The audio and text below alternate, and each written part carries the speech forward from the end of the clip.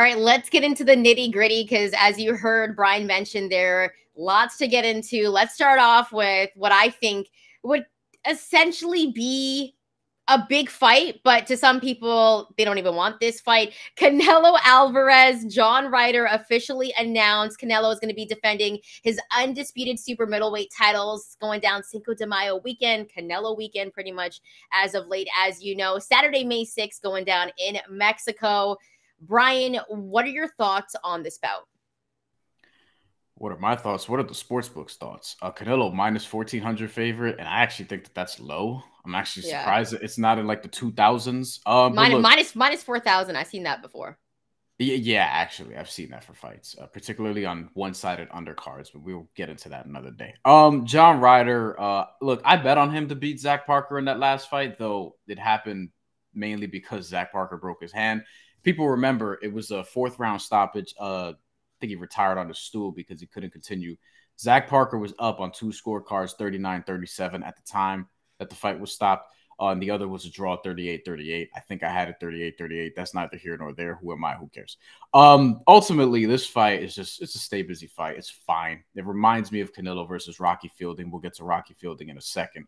And it's just something that's going to be the appetizer until we get the rematch that I don't want, which is Canelo versus Dimitri Bivol 2. It's going to go the exact same way. That fight is going to go the exact same way the first one went. I have zero interest in Canelo versus Dimitri Bivol 2. I have more interest in that than this, though. I agree with that. I want Dimitri Bivol to fight Artur Beterbiev, and I don't want Canelo to fight light heavyweights. So in regards to John Ryder, he has losses to Callum Smith, Rocky Fielding, and Billy Joe Saunders, all of whom Canelo beated and easily for the most part, I might add. I was there for the Rocky Fielding fight. That was December, I think, 15th in 2018 in Madison Square Garden. I was covering that, and it sucked. Like, he just demolished Rocky Fielding. It was bad. Yeah. It was after the Triple G fight, which was, I think, 3 months prior, which is after Canelo had that suspension, if people recall. Callum Smith lost a wide decision to Canelo Alvarez, and again, he beat John Ryder. Ryder's biggest win was against Danny Jacobs last February, a split decision.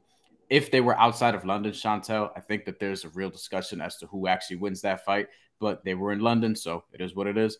But he's the interim super middleweight champion, so we have to sort of watch this. And boxing, as we know, is often about what's next, not what's here.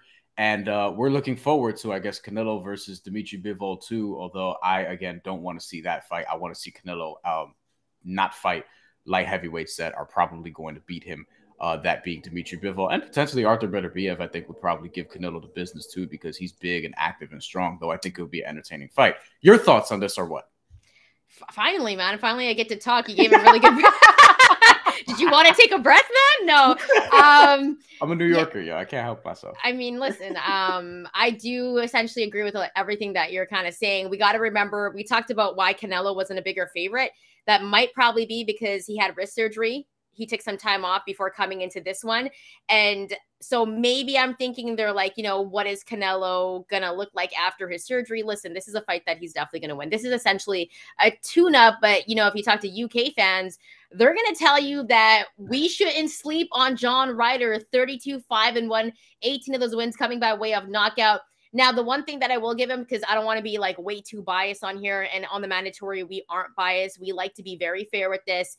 He is a southpaw with a nasty right hook. Like, his right hook is pretty nasty. 3-fight win streak. You talked about that split decision over Daniel Jacobs. You mentioned he lost to Callum Smith. That fight against Callum Smith, that was a fight where people said that John Ryder got robbed.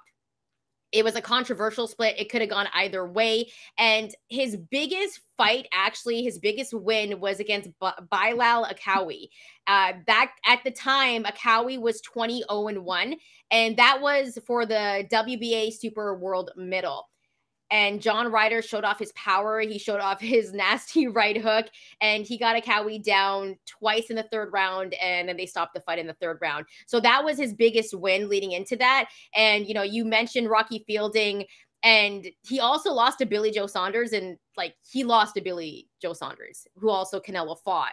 But, you know, you talk to some UK fans, and they're like, yo, you know, they feel like John Ryder is getting some type of like Arislandi Lara treatment. I don't think that's what it is.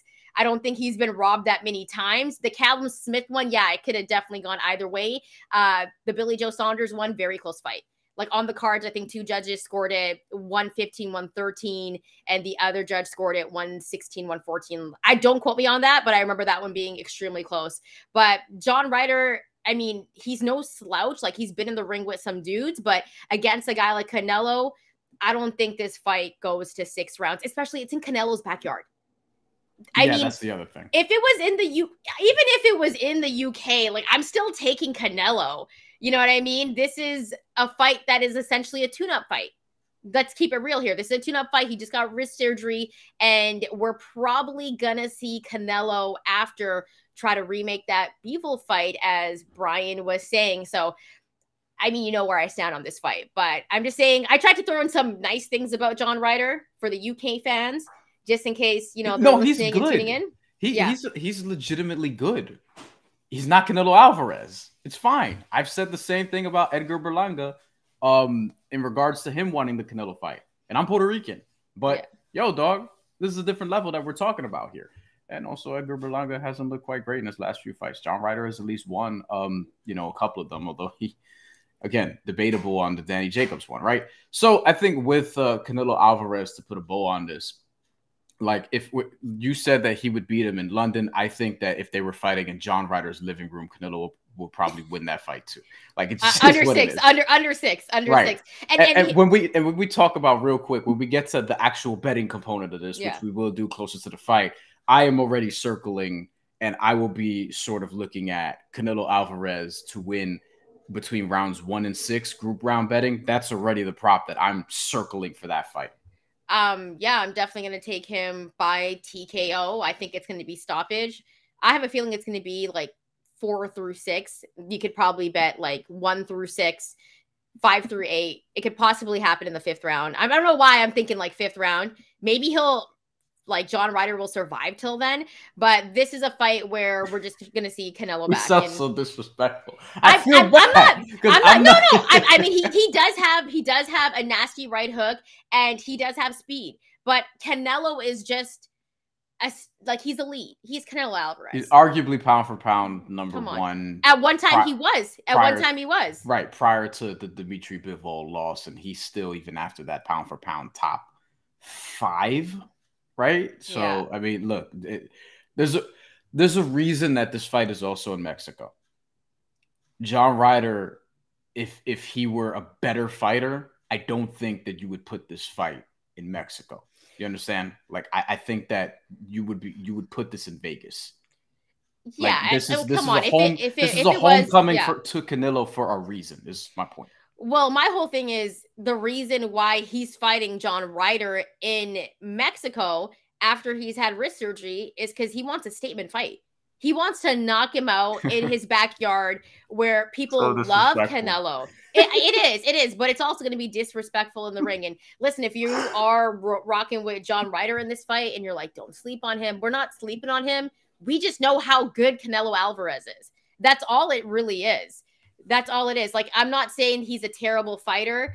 He's been in the ring with some dudes, talked about his speed, talked about his right hook. Like, yo, this guy can box. He's no slouch, but Canelo Alvarez is elite at a different level. So if you got any comments, if you're rolling with John Ryder, if you feel like we're being disrespectful, let us know in the comments, because I actually want to know what people think about this fight, because I know for a fact when I saw it, I was like, I'm happy Canelo's back.